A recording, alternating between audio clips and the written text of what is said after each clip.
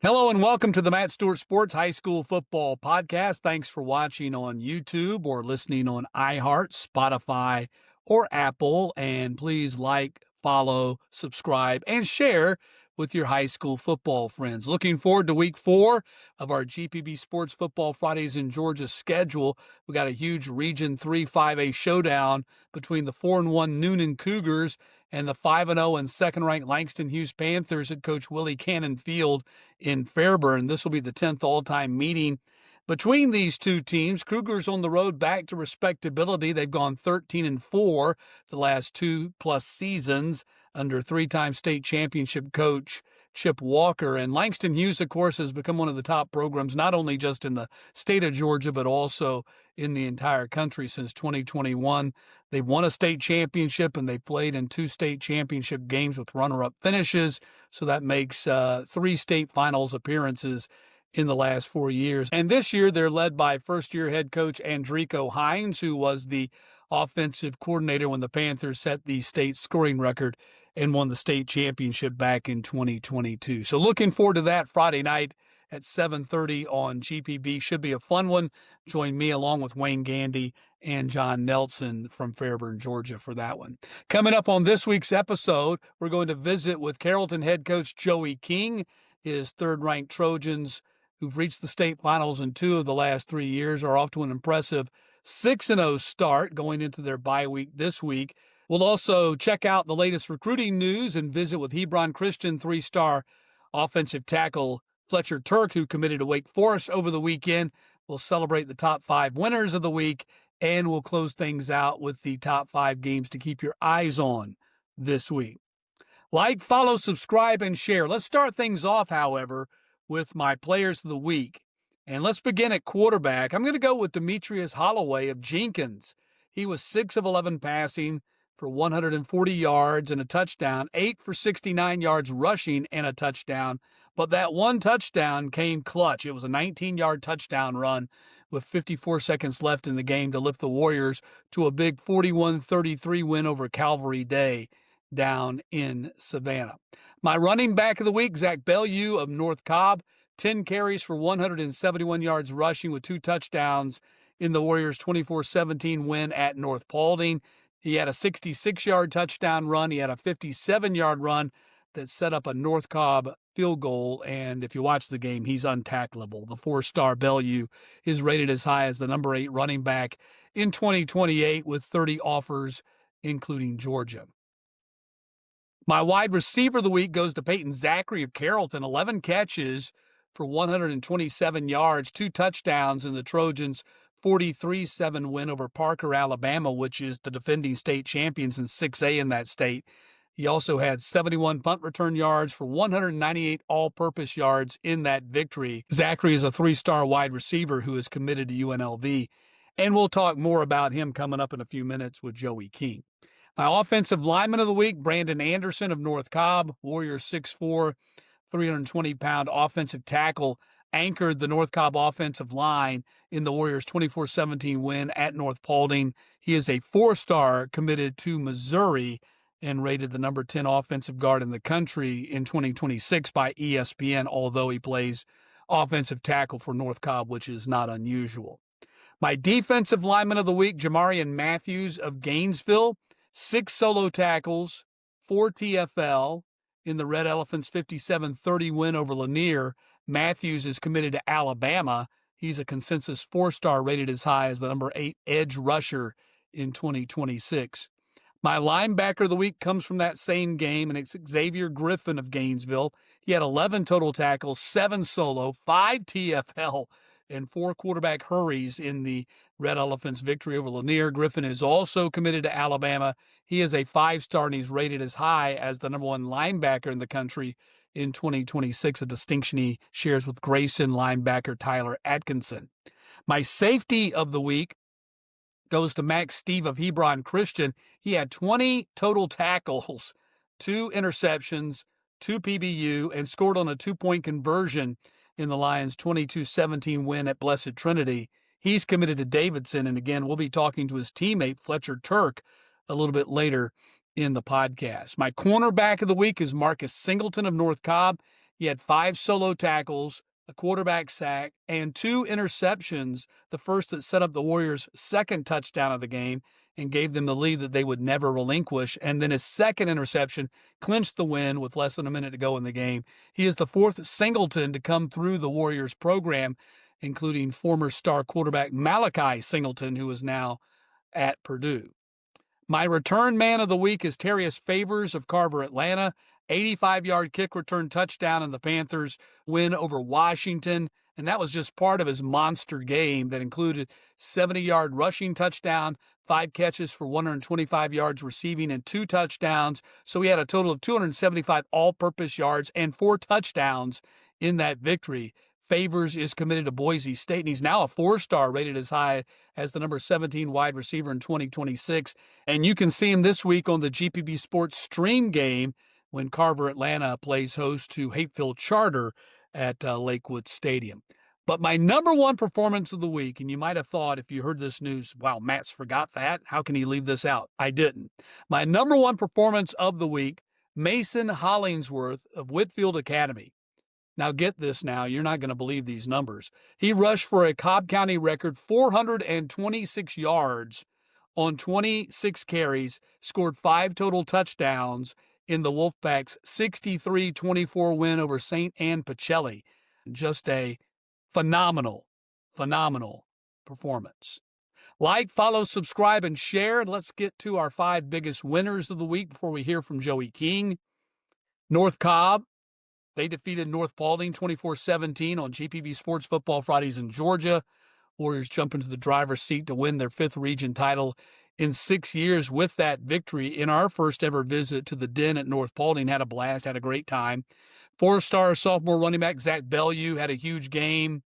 North Cobb defense, led by sophomore quarterback Marcus Singleton, came up big in the second half with the game on the line. Make that kid an offer candidate. Wolfpack 5'8", 165-pound senior quarterback Tyler Neer played his butt off. He was 21 of 28 passing for 303 yards and 2 touchdowns in the losing effort, but he was worth the watch, no doubt about it. Peachtree Ridge makes the list. They hold off Norcross 24-22. Lions took an 11-point lead into the fourth quarter and then survived the Blue Devils' furious comeback when Norcross failed on a potential game-tying 2-point conversion after scoring with 1 minute left in the game. Peachtree Ridge improves to 4-1 overall, 2-0 in the region. Lions quarterback Rayshawn Parks ran and passed for a touchdown in the win. Next up on my biggest winners list, Hebron Christian. They edged out Blessed Trinity 22-17. Lions are ranked number 1 in my private classification. They are defending state champions. They jumped out to a 15-0 first quarter lead in this game and then held off the 4A 7th-ranked Titans. Mercer commit Devon Caldwell had a big game, 19 carries for 144 yards and 2 touchdowns, touchdown runs of 51 and 75 yards against a highly ranked BT defense. Hebron improves to 3-1 overall, heading into region play this week against East Jackson. Next on my list, River Ridge. They knocked off Sequoia 28-21. Knights running back Cameron Cox scored on an 80-yard touchdown run on the opening play of the game. And River Ridge never trailed en route to the win over the 5A 6th-ranked Chiefs. The victory came just 1 week after Sequoia had grabbed headlines with a 63-20 rout of defending region champion Sprayberry. The Knights defense held Chiefs star running back Will Rejecki to just 1 touchdown after he had scored 7 touchdowns the week before in that victory over Sprayberry. And number 1 on my biggest list of biggest games, Carrollton. They blast Parker, Alabama, 43-7. The 6A 3rd-ranked Trojans ended the Thundering Herds' 14-game winning streak that included the 2024 Alabama State Championship. Alabama's 6A 3rd-ranked Parker had not lost a game since Carrollton beat them over there in Alabama last season. Trojans quarterback combo, we're going to talk more about that with Joey King in just a moment. The quarterback combo of Mason Holtzclaw and CJ Cipher combined to go 21 of 32 passing for 282 yards and 3 touchdowns. Both of these guys are highly recruited. Cipher's just a freshman, and he has 13 offers already, including Nebraska. Time now to welcome in Carrollton head coach Joey King. And Joey, thanks a lot for being with us. Congratulations on the 6-0 season start. And now you got a week off before your team jumps into region play at Westlake 2 Friday nights from now. Um, just your thoughts on what you've done so far through the first 6 weeks. Oh, yeah. Well, I mean, one, we're definitely thankful the bye week is here. When you go a scrimmage game and then 6 regular season games, especially against some of the opponents that we've played, it can take a toll on you. So, I'm definitely happy with our guys. We've had two come from behind wins mixed into that deal somewhere, and I think that says a lot about our guys' resiliency. And their ability to stay focused and stay the course. So hopefully some of that battle testing will pay dividends down the road for us. But I'm definitely excited about where we are as a team, but nowhere near satisfied. We've still got a lot of room to improve in, and that's our focus as we head into the bye week. It'd be easy to look at just these last 2 wins, and we will because I thought both of them were just huge. But I want to go back to week 3, and you kind of referenced it already, that game at Rome where your team was down 21-7, I believe, late in the third quarter, and you come back and win 28-21. Was that a galvanizing win for this year's team? I think it will. I say that. I think we responded the way that we needed to respond. The first half of that game didn't go close to how we had it planned for whatever reason. But to come back in the second half and perform the way that we did and finish the deal the way that we did against what I still think is a really talented Rome football team, I think that builds character, builds resiliency. So hopefully it does carry us down the road. As far as a galvanizing moment, I don't know. I definitely think it's one that let me have a little insight as to who we really are as a team, though. Yeah, I certainly have Rome in my 5A top 10. So, yeah, they're a good team. Last 2 wins have been absolutely huge. Had a tight game at 5A, top 5 Gainesville. Not unlike your Rome game, only that you weren't trailing in this one. I think it was 22-21 as you go to the fourth quarter and you put the pedal down and win that game 43-21. And then you followed up this past week with I don't think a win that's been publicized enough, but I was hugely impressed. A 43-7 win over Parker, the defending Alabama 6A state champs. They had won 14 straight since you beat them last year. So what have you seen in these last 2 weeks in particular? Well, both of those teams are tremendously talented. Both are extremely well coached, deep playoff type teams. The Gainesville game, we tried to give it away in the third quarter and had momentum swing, and their crowd was rocking. That's a great place to go play at City Stadium up there in Gainesville. And Coach Niblett's team is always very well coached. But again, our guys just stayed the course, and the score got a little out of hand those last couple of minutes. But it was a hard fought ball game for all 4 quarters. And I was, again, extremely proud of our guys. And then to start off against Parker, we started off a little rocky. Our defense really, they pinned their ears back and played a great defensive game. Special teams always plays a big part. And we kind of settled into a rhythm as the game progressed offensively too. So, right now, all 3 phases of the game, again, we feel good with where we're at, but nowhere near satisfied. And our guys have taken that approach to continue to try to get better week in and week out. And as a coach, you talk a lot of times about not being circumstantial or keeping your nose down and just focusing on the road that you're trying to hold, regardless of whether it's raining or it's sunny or it's hot. And I think our guys have embraced that mindset right now. Yeah, I noticed in your special teams in particular, Julian Vargas has been money on his kicks. You blocked 3 kicks as well, I think, if I'm not mistaken. Yeah, we take a lot of pride in special teams. We meet from a special team standpoint, and at the end of that meeting, we say special teams, and our entire team says change the game. A lot of people want to say special teams is a third of the game, but statistically, if you look at it, it makes up about 49% of total yardage throughout the course of a game. So it's almost half of a game. So we're going to emphasize it like it's that important. We blocked a few kicks, we've taken a couple of punts and a couple of kickoffs back to the house, and we give awards and hype it up just like it's as important as offense and defense. Your team's been through a lot this year already with the loss of Kamari Farmer. We won't go into all that, but just devastating news for everybody associated with that. How did you and your coaching staff deal with that with your team? Because, that kind of thing that would happen, just talking strictly team perspective right now, could really rock a team for an entire season. It is. Again, our young men are extremely resilient, and we love each other. We break it down on that every day. That's this family deal that we talk about is not something that we just talk about. A lot of people put it on T-shirts, but here at Carrollton, that family bond that's in that locker room that exists with the players and the coaches, it's real. When something rips the heart out of your chest, the only thing you can do is continue forward. If you lay around and wallow and lick your wounds, the world's going to move on and football season is going to move on, and our guys know that being together and fighting to go forward is really what's going to kind of get us through this deal. And we're having a fight. There's days that aren't easy, days that it gets thrown up in our face. But our guys are very resilient and very close knit, and so that's kind of what keeps us pushing forward. I can't even imagine. I mean, I knew Kamari just a little bit from a post-game interview and seemed like a great kid, and just devastating even now when I think about it, just devastating. So I can't imagine what you guys go through on a day-to-day basis when, like you said, you're just going along and it hits you in the face. Yeah, it's definitely a terrible tragedy for our entire community, and we're heartbroken on many levels.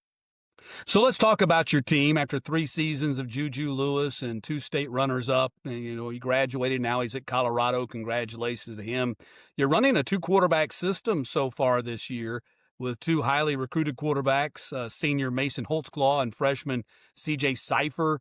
How do you feel that's working out statistically? It looks like it's working out very well. Actually, CJ has, bigger statistics, which doesn't necessarily mean anything, but he does. So how do you feel like it's working out? And do you see this being the game plan the entire season? Yeah, well, right now, if it ain't broke, don't try to fix it. Right. Seems to be working right now. Mason brings a lot of maturity and experience to the table, and in some of those moments, I think it's critical to have him in the role that he's in. Other than that, you're throwing it all on CJ as a freshman, and that's a lot of pressure, especially in 6A football in the state of Georgia. But both of the young men, they come to work each and every day. They handle it well. They're excited when the other one does well. Again, it's what a true family and what a true team looks like. But right now, we're gonna keep rolling in that same direction as long as it's working for us. Joking with you here. I never saw you as the Steve Spurrier type. So. Yeah, I appreciate that. but he's of course most famous for doing that kind of stuff. So how does it work with you guys? I mean, I'm sure you're not taking them out after every snap like Spurrier famously did with some of his quarterbacks, but do you go into it game planning, or do you just kind of play it by ear with the flow of the game? Yeah, a little bit of both, to answer that. Some of it is situational, based on their strengths and weaknesses, and then some of it is kind of throughout the flow of the game. We'll go basically percentage based on performance on the past couple of weeks. So we kind of know about how many series they're going to get. But then, it's kind of if somebody develops a hot hand and the situation arises to where we need to keep them in the game, we're going to do that. If, we can see that they're not handling something well, the good thing is we got another one to go with right now. So a lot of it is situational, but some of it is based on skill set and ability in certain situations too.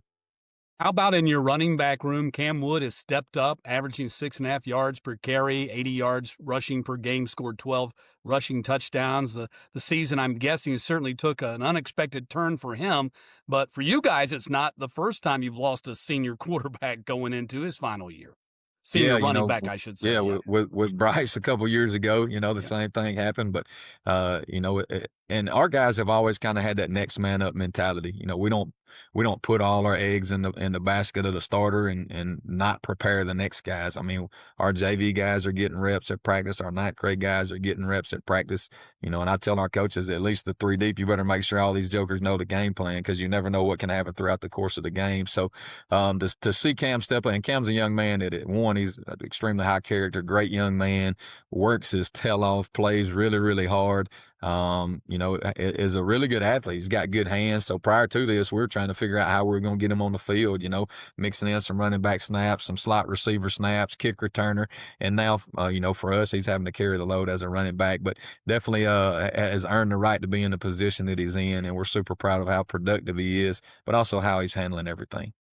Wide receiver room, we knew you had Peyton Zachary and Ryan Mosley coming back, and they certainly have not disappointed with a combined 60 catches for nearly 1,000 yards and 10 touchdowns. Great to have those 2 guys in the pass-catching game when you're breaking in 2 new quarterbacks. Oh, without a doubt, the experience that they bring to the table the leadership that they bring from an offensive standpoint, and the fact that they really understand the system. You know, throughout the course of the game, sometimes I'll go off script and see things that we like, and Peyton and Ryan understand it with the best of them, and so they'll be out there communicating exactly what I want. You know, so if I'll call something, and they understand exactly as soon as the call comes in what I'm trying to accomplish, and if one of the young guys will look kind of big-eyed, not knowing exactly what's going on, they kind of tell them exactly what to do and what I'm looking for. So definitely proud of where they're at right now, not just on offense, but on both sides of the ball for us. They're doing a tremendous job in all three phases too. From a recruiting standpoint, this might be your highest profiled offensive line that you've had with Zaki Helton, who's committed to Georgia. He's rated as high as the number one center in the country by ESPN. And then sophomore Quali Fielder coming into his own and already recruited by most all the big programs. Yeah, you know, we've traditionally, I mean, you've covered it enough to know that we're small in the trenches, you know, compared Yeah, to usually. some of the guys that we're playing, but we're probably bigger this year, especially with three of the guys than we've been in the past, and we got a little bit more beef on the defensive line right now, you know. So it's definitely good to have those guys, and to see Quali grow as a player, and Z coming back after all that he's been through, the adversity that he's faced, and man, super proud of those guys.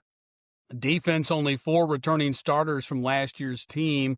Linebacker C.J. Gamble is back. He committed to Georgia Tech over the summer. Wildman Caden Spratling is back. He played such a huge role for you guys in that semifinal win at Buford last December. Those guys are really producing. You can talk about those guys, but also you got a new guy at linebacker in Jameer Harris. Share about him a little bit.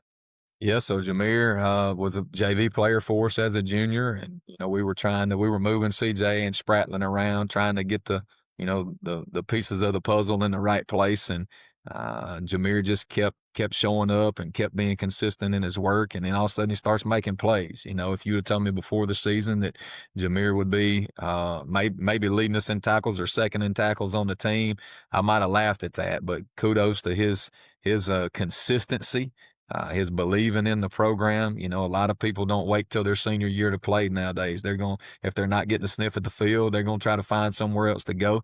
But he has truly trusted the process, and he's a big piece of what we're trying to do right now. So I'm definitely proud of him as a young man and a player. You had one of the highest profile recruited secondaries in the state, maybe the nation last year. Dorian Barney, committed to Michigan, is back at one corner. You got highly recruited sophomore cornerback Tyler Boyd at the other, playing a big role. And then you pop in Ryan Mosley and Peyton Zachary in there too. Talk about how you've been able to rebuild that secondary. Yeah, you know, so we got Dorian back, and then Jay Hagan is back. He had some issues to where he had to sit out the first part of the season, but Jay's been back in action since the Gainesville game. So he came in at halftime of Gainesville and played the entire Parker game, and definitely gives us a shot in the arm as an experienced guy back in the secondary force. Ryan and Peyton bring a lot to the table athletically and just understanding the game. And then Tyler Boyd is one that when it's all said and done, he'll be able to play all 5 defensive back positions for anybody in the country at the next level. He's super talented, got a bright future ahead of him. And then, you know, you mix in guys like Aiden Rosemond, Jeremiah Arnoux, Jermichael Simmons is a guy that's been playing a lot of safety for us. Again, Jermichael is a senior that's been in the program, that was a JV player last year as a junior, and now the opportunity is in front of him as a senior, and he's done a great job for us. So definitely we're building some depth continuously in that room, but when we get our best 5 out there, it's a pretty special group. Am I to assume that Jeremiah is Shamara's younger brother? It's his younger cousin. Younger Yeah, younger cousin. There you cousin. go. Yep, he's a sophomore. Great young man. I love that about your program. You're always keeping it in the family. You got so many legacy players that come through your program. They're there, and maybe their uncles played there, maybe their daddies played there, all kinds of stuff there in Carrollton. That's one of the things that makes your program so special. So, you know, we're still 6 weeks away from the start of the state playoffs. You have a 4-game region schedule in front of you. You've been close the last 3 years, and believe it or not, you're flying maybe a little bit under the radar this season, unlike you have been the last couple of years. Could this be the year? What's the message for your team here as you sit at the halfway point of the season? You know, could this be the year to answer that question? Yes, but we feel that way every year, you know, and I think the formula is in place. Our kids buy in and really believe in the process. The difference is, I read, I may have shared this with somebody in an interview a couple of weeks ago. Bill Walsh's book, Winning Takes Care of Itself, right? As a football coach, you bust your tail and work as hard as you can and pour into these kids as much as you can to control ultimately about 80% of the game. The unfortunate part about football is 20% is left up to luck, weather, officiating, Yeah. injuries, right? So that's the hard part. So we believe the formula is in place. The elements are there. We've got a good team. Our kids are bought in right now. But there's a lot of variables when it comes to winning it. We just know to wake up and put our best foot forward every day. And if the good Lord wills it, it'll be. If not, we'll keep rolling on anyhow. Well, Joey, it's always great to visit with you. Continued success to you and your program as you go throughout this season, and we certainly hope to catch up with you soon on GPB Sports Football Fridays in Georgia. Yeah, look forward to seeing you. Thanks a lot, and go Trojans. Always great to catch up with Carrollton coach Joey King, and look forward to catching up with the Carrollton Trojans on GPB Sports Football Fridays in Georgia. Got a game on our target list, on our radar list. Can't announce it yet because we don't do that this far out in advance, but expect to see those Carrollton Trojans on GPB before the regular season is over, and certainly probably again in the playoffs. All right, check out my Matt Stewart Sports High School Football Podcast, Top 80. That's the rankings for all 8 classifications in Georgia high school football. Don't have time to go through all of them right here, but you can find them on Twitter, on X at Matt Stewart TV, or you can find them on my Facebook page at Matt Stewart Sports, or you can find them on Instagram at Matt Stewart TV Sports. So I invite you to follow me on all 3 of those platforms. I'm always tweeting stuff outside of this podcast, lots of stuff, and not just high school sports either. So check it out. I think I'm a fun follow, if I say so myself. So check it out. You can check out the rankings on all 3 platforms. All right, let's hit the recruiting news now because we've got some pretty big recruiting news coming down the pike this past week. Big decommitment coming over the weekend as Prince Avenue 3-star Ben Musser has decided to move off his decision to play at Virginia Tech, at least for now. His decision comes in the wake of the Hokies' decision to fire head coach Brent Pry. Musser has 12 other offers, and he's rated as high as the number 7 dual-threat quarterback in 2027 and a 3-star. Lee County 3-star junior Chavez Dixon committed to Ole Miss. The 6'4", 305-pound Dixon shows the Rebels over 10 other offers, including Georgia Tech and Georgia State. He's rated as high as the number 24 interior offensive lineman in 2027 by Rivals. And Morgan County senior quarterback Davis Strickland picked West Georgia. Strickland chose the Wolves over offers from Cornell, ETSU, and Eastern Kentucky.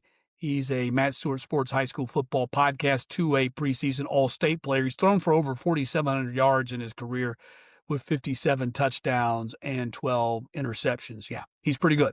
All right, our final piece, though, is the big one. Hebron Christian 3-star offensive lineman Fletcher Turk committed to Wake Forest over the weekend. Turk chose the Demon Deacons over 20 other offers, including Clemson and Georgia Tech. At 6'6", 293 pounds, Fletcher is an imposing presence on any high school football offensive line, but especially in the private classification. Time now to bring in Hebron Christian offensive lineman Fletcher Turk. And Fletcher, thanks a lot for being with us, and congratulations on a great start to your senior season. Yes, sir. Thank you. Thank you. It means a lot for me to be here. Yeah, you guys rebounded from your first loss to McCallie a couple of weeks ago, one of the best teams in Tennessee, with a huge 22-17 win over BT Friday night. And then 48 hours later, you announced your commitment to Wake Forest. What's the last couple of days been like for you? It's been kind of crazy. Honestly, I committed last week. But obviously with the big game coming up, I knew the job I had ahead. I told the coaches I was like, hey, I'm gonna announce on Sunday, and I'm gonna let. Obviously, my goal is right now to focus on Fridays and not really Saturdays, and so I'm gonna let the team do what we do. And obviously, I felt like we should have beat McCallie, and I feel like if they played here in Georgia, it'd be a little bit different of a story. But I knew we were gonna beat BT, and we just had to be focused on it, and that's what we did. And I was proud of our team. So you didn't want to be a distraction to the game or the team, right? No, sir. I didn't want to be a distraction at all. I knew that it would have taken away a little bit of the seriousness of what this game meant for us seniors and us juniors and sophomores who lost to them last year, and we honestly felt like we should have beat them last year, and we were very angry about that. And I was angry about it, so I would not let anything get in the way of us beating them. Well, I think that tells everybody who's watching and listening to this interview tells us a lot about you. So I applaud you for that. How gratifying was that win on Friday night, especially for the offensive line? You're going up against BT's star-studded front 7 or 8, 5-star DJ Jacobs, the 4-star brother Dawson, Kansas commit Lucas Smalls Allen. Kirby Smart helicoptered in to watch this game. It was kind of a big deal, but you guys won the battle. Yes, sir. It meant a lot to us O-line, you know. I take my guys over anybody in the state, to be honest. You know, we've been through it. We got 3 guys who are veterans, you know, me, Big Elijah, and Morgan Jordan, and then we got a center who played last year, and we only have 1 new guy on the offensive line. And as a senior, I just need to lead them the best I can. And I was just telling them all week, I was telling the guys, I was like, don't worry about 15. I got them. Like, I'll handle them. I got them. Trust me, I got them. You know, I got that confidence in myself that I can go out there and do what I need to do just with God and the preparation, the brotherhood we have. You know, if I turned around, I know God would have my back. And so, you know, that's what we just locked arms together, and we just knew that it was going to be a battle, and we were heading in there together. Well, I know the team battle is number one, but those individual battles are also very important and gratifying on a personal level for each and every player. So, congratulations on winning that battle as well against BT. What's the transition been like for you and your team, especially the seniors? You guys win the state championship last December in Mercedes Benz, and then you must be thinking smooth sailing for my senior year. And then Coach Guest leaves to coach in his hometown, and Coach Dallas comes in from Trinity Christian. You know, change your senior year is typically the last thing that you'll want, but it appears that it's worked out well for you guys. Yes, sir. Yeah, obviously you saw it. We were very dominant in the state championship last year. It played out exactly how we wanted to play it. We played great. I did think it was smooth sailing. You know, I was like, oh, we're good. We're gonna be like this. This could be a dynasty, like all this. And Coach Guest left, and Coach Dallas came in. And honestly, what I could say is this has been the greatest experience of my life. Coach Dallas coming in and coaching us. Um, truly, what had a bad thing happen to us turned into a good thing for us as a team. That when we didn't have a head coach, when we were just working out in that weight room with us and just our strength coach and no head coach in there, we were just brothers. Like we clamped down together, and we're like all the seniors met, and we had multiple meetings, and we're like we're not like some people left, and what that told us is that they weren't with us since the beginning, and us seniors clamped down together, and we really, you know, a lot of us just want to finish our year strong. We want to go back to back. You know, we had a lot of goals together, and we weren't just going to leave it. We weren't just going to lay down and say, "Hey, our head coach, you know, he makes us." No, the players make the team. And honestly, this brotherhood that Coach Dallas has constructed, I mean, his culture, his philosophy, I truly think he's probably one of the best coaches in Georgia history, if not the best coach in Georgia football right now. So. I would agree with you. Coach Guest, of course, great coach. And then you get the best of both worlds. You bring in Coach Dallas, who I have the utmost respect for, admire him as not just a coach, but also a man. So I know the program's in very good hands with Coach Kenny Dallas leading the way. So congratulations to you guys. That was a great gift to you guys in your senior year, and you didn't even really know it, but you found it out along the way that getting Coach Dallas has been a blessing for you. Yes, sir. Yes, sir. So, how about let's talk about your offense a little bit, breaking in a new quarterback this year, but you have 2 of the most dynamic players in the state on that side of the ball. And that's regardless of classification in my book. Devon Yes, sir. Caldwell, who's committed Yeah. to Mercer, Jarvis Mathurin, who's committed to Georgia Southern. How much fun is this offense, and in particular blocking for Devon, who's he's a potential house call every time he touches the ball and had 2 big long touchdown runs against BT. Yes, sir. So, you know, blocking for Devon is the most fun thing you can do. I mean, I trust, you know, O-line, you have to have trust. It's the only position in sports where your back is turned to the football the whole time, turned to the ball the whole time. You Yeah. can't see the ball, don't know where it's going. I trust every time that Devon's going to make the right cut. If you watch the film, you watch the games, he always is, running for 150 yards in the first 2 quarters against BT. Like, come on, like that's they held Milton to 80 and he scored 2 touchdowns in the first quarter, and that's a testament to O-line and him. Like, he works hard in the weight room. I watch him every day. It's just not confidence on the field, but it's seeing him work every day in the weight room, seeing him catch passes after practice, seeing him run with the O-line after practice, seeing him encourage us. And then you go out there, throw the ball out wide to a screen, and you throw it to Jarvis Matherin, who runs a 4.3. And honestly, I think Jarvis is even more dangerous in the return game. I totally agree with you on Jarvis. When I named our GPB all-state, all-classification team, so regardless of the classification, he was my kick returner on that thing. So he's phenomenal, and so is Devon. It's a fun offense to watch, no doubt about it. Let's talk about your decision. Yes, First of all, you're an offensive tackle, right? I see as some of these recruiting services refer to you as an interior offensive lineman, but you're 6'6", 280 at least. You're being recruited to yes, sir. play outside, right? Yes, sir. Yes, sir. So the other night before the game, I measured it. I weighed in at 6'6", 293. Um, in the summer I hit Congratulations. 18.7. Yes, sir. In the summer I hit 18.7 miles per hour. So if some people think, I'm not athletic enough to play tackle, I think they're wrong. But other people are gonna have their opinions. I'll have mine, and we'll just go with that. No, I agree. I mean, several years ago, you were a 6'4", 215-pound tight end. So how did you Yes, go sir. about reshaping your body and becoming a highly sought-after offensive tackle? Was that by design, or did you just grow from a tight end into an offensive tackle? And an addendum to that question, how did you playing tight end growing up help you with that athleticism that you have? So I think the one thing about me is that my mindset was I was never going to be offensive. Like, when I was going to be an offensive tackle, when I changed offensive tackle, I never stopped doing ladder drills. I never stopped doing the things I did at tight end. I still love to run routes. I still love to catch the ball. I'd go out with my friends and run routes catching the ball. And made me not have stiff hips, made me have loose joints, loose ankles, made me be able to flex and, do a lot of things. And no, I still do speed and agility with skill guys. I never try to run the lineman times. I always try to run the skill guys time. Um, if you look at my miles per hour, I'm higher than the average skill guy mile per hour.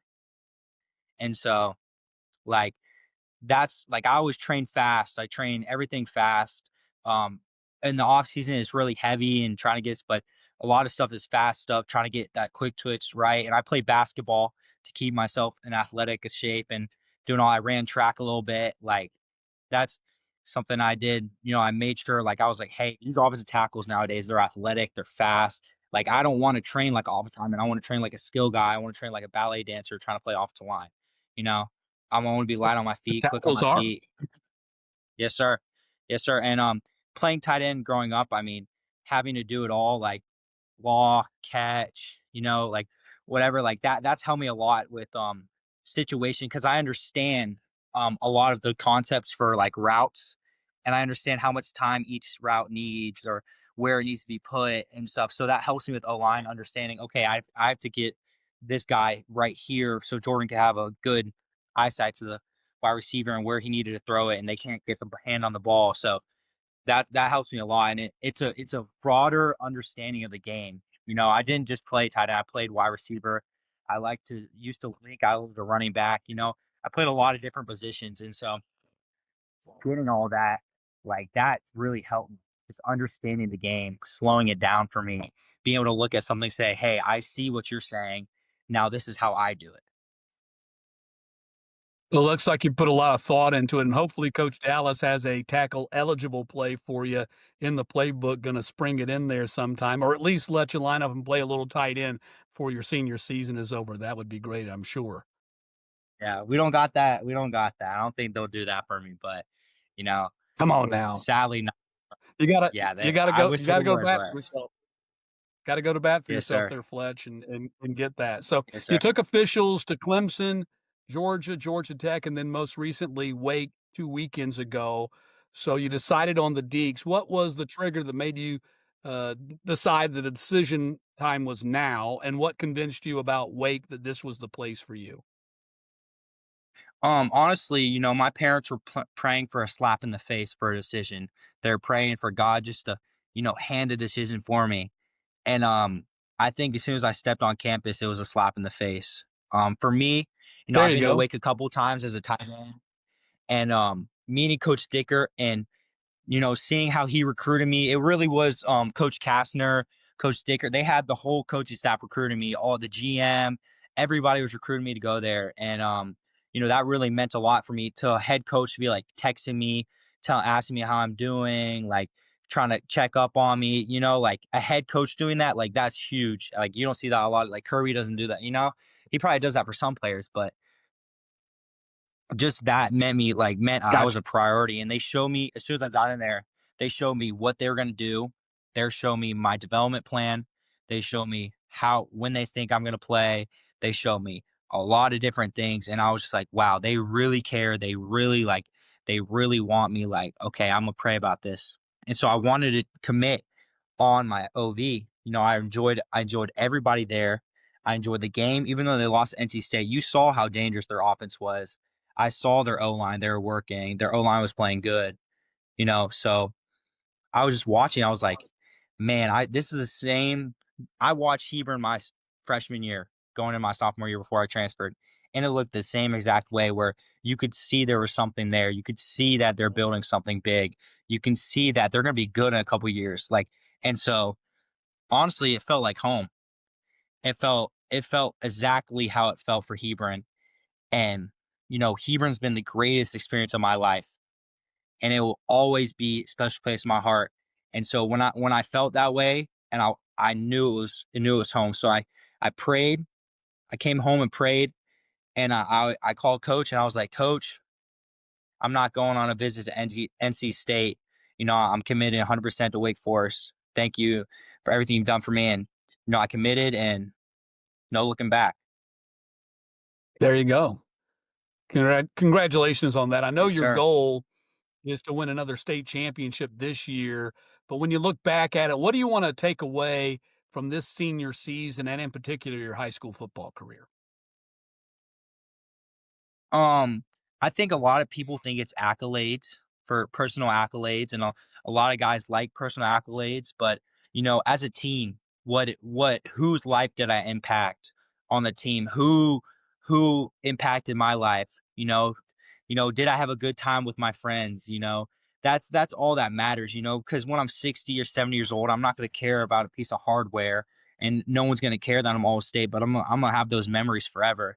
And so, that's generally the reason why I play football. I love football and I love playing it. I love dominating the person across from me. But you have to be honest, like, man, there's nothing like fall camp when you're with your brothers. Like, there's nothing like it. There's nothing like putting that hand in that dirt with your brothers, and it's 100 degrees outside and you're sweating, dying, and you look across the line, the other dude's sweating and dying. You look to the left, you other dude's sweating and dying. There's nothing like it. And like generally, when I graduate here, I'm gonna miss it. I'm gonna miss, because these guys are family. I live an hour away from here, and I'm always at school. I'm always at school. I mean, I don't want to leave this place. It's so amazing. And to any kid that ever watches this, Hebron Christian is the place for you. Like, this place has changed my life fully, and that's what I'm gonna take away from the senior. I'm gonna take away the fans. I'm gonna take away my friends coming to the game. I'm gonna take away my teammates. I'm gonna take away us going to Stars and Strike, having a good time. Coach Dallas has done a great job for seniors this year. Really, really bonding us together. Like, we are a family. We are one. And I know if I have a hard time, I look back, there's someone's to be supporting me. There's someone's going to be there for me. And so, yeah, that's what I want to take away from my senior, my teammates, and just having fun. At the end of the day, it's not about personal accolades. It's not about the team. It's about the team, and not just winning. It's who did I turn into during my senior year. I'm about to become a man, godly man. I just need to be the best man I can and just have fun. That's great stuff, and I know you're at the right place there at Hebron, and I believe you're going to the right place at Wake Forest. Thanks a lot for being with us. Congratulations on your season and continued success to you, Fletcher, and your Hebron Lions teammates going forward the rest of the season. Yes, sir. Man, that was great to catch up with Fletcher, and we certainly wish him the best here in his senior season with the Hebron Christian Lions and going forward in his college football career at Wake Forest. You can tell that is a young man who's not only built for the job, but he's also got a strong head on his shoulder and a great family backing him up. So those are always big pluses. Good luck to him. All right, before we go, check out the 5 biggest games to watch this weekend. And you'll notice almost all of it's coming from South Georgia because that's region play is opening up in South Georgia. So we got some huge games on the schedule this Friday night. Let's start with the 4A Region 1 opener between 7th ranked Benedictine and number 4 Ware County. The Cadets are 2-2 on the season, and the Gators are 5-0. This is the 6th all-time meeting with Ware leading the series 3-2, including a 38-14 win last season. Benedictine has won 4 state championships since 2014. The Gators won their first state championship in 2022, and I had the pleasure of calling that one on GPB. Next game on the list, 6A Region 1 opener between number 4 Valdosta and number 10 Camden County. Both these teams are 5-0. Camden opened with a win over 5A number 7 Brunswick, and then they've beaten 4 straight opponents from the state of Florida. Of course, they're right down there on the state line, so it makes sense they're playing teams from Florida. Valdosta has had one close game, and that was a 21-14 victory over Tampa Jesuit, and the other 4 victories have come by no less than 38 points. This will be the 19th all-time meeting, with Valdosta leading the series 10-7-1, including a 56-37 win in 2024. Next on my list is another 6A Region 1 opener. Number 9 Colquitt County at number 8 Lowndes. What a game this should be. Packers 4-1, and after playing just 3 games in the first 35 days of the season, they just won 3 games in the span of 8 days to get their schedule back on track. They had some weather delays in there and a makeup game they had to squeeze in. They got in a win this past week over Monroe. Vikings coming off a bye week, so they're well rested for the Packers who are coming to town, and they haven't won by less than 3 touchdowns this season. This will be the 50th all-time meeting with the Vikings leading 27-22, but Colquitt has won 3 in a row in the series and 4 of the last 5, including a 38-35 shootout win last year in Moultrie. Next up on the list, 5A Region 2 opener between number 6 Lee County and number 1 Thomas County Central. Like I told you, we got some monster games coming up in South Georgia this weekend, no doubt about it. Trojans are 4-1. Their only loss came to Colquitt County 2 weeks ago, and that was a game where Lee made a frantic comeback in the fourth quarter. They were down over 30 points when the quarter started. They nearly came back and won that game with a running clock, which is almost impossible to do. They ended up losing 43-36. Yellow Jackets are 5-0. TCC has been at the top of my 5A ranking since the preseason. They are winning their games by an average of 53 points per game. This is the 28th all-time meeting, with TCC leading 27-4, but Lee County did win last year in Leesburg 35-23. And number 1 on my list, Noonan at number 2, Langston Hughes. This is the GPB Sports Football Fridays in Georgia Game of the Week, Region 3 5A, and it's a must-win for the Cougars already. They are 4-1, but they were upset a couple of weeks ago by still undefeated Northgate in their region, so they got to win this game and have any chance of winning the region championship. Panthers are 5-0 under first-year head coach Andrico Hines, who was the offensive coordinator back in 2022 when Hughes won the state championship, and they've reached the finals in 3 of the last 4 seasons. Cougars have been around a long time. They're a brand name in the state of Georgia, and they're recovering from a F4 tornado that severely damaged the school in March of 2021. So it's been a long road back for Coach Chip Walker's team. They went 10-20 in the next 3 seasons after that tornado, but now they've gone 13-4 here in the last 2 under Walker, who won 3 state championships at Sandy Creek before making the move to Noonan And they're a program that started playing football in 1907. And they got to the finals 3 times in school history, had back-to-back semifinal appearances in 2008 and 2009 with Alec and Xander Ogletree when they started there. And, of course, they would both go on to play at Georgia, and Alec ended up playing 9 seasons in the NFL. So this is a little new school versus old school on GPB this Friday night. But you can't deny the dominance of Langston Hughes. Not only have they become one of the top programs in the state of Georgia here in the 2020s, they become one of the top programs in the entire country here in the 2020s. So looking forward to that one. Join me along with my buddy Wayne Gandy. You know him, Auburn Tigers All-American, NFL first-round draft pick, 15-year pro. A lot of that with the Rams, but play with the Steelers, the Saints, play with the Falcons. Love working with Wayne. And John Nelson, of course, will join us on the sidelines. And that'll be this Friday night at 7:30 on GPB. Invite you to tune in and join us for that game. Should be a lot of fun.